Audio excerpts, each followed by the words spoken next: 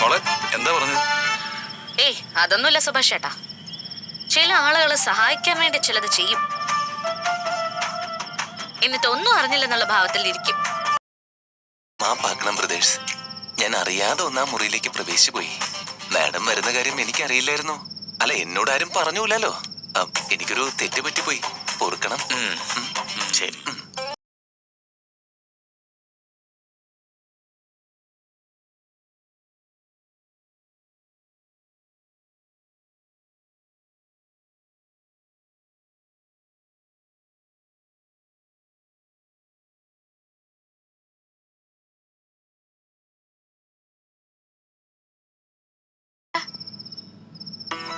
കഴിക്കുന്നില്ലേ?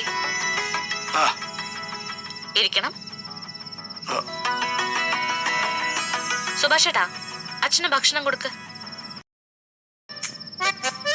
വാത അടിക്കാതെ പാടാ. എനിക്കങ്ങ് വേണ്ട, ഞാൻ പിന്നെ ഒറ്റയ്ക്കിരുന്ന് കഴിച്ചോളാം. നോർത്ത് ഇന്ത്യയിലെ ഗവർണർ ആയിരുന്നല്ലോ.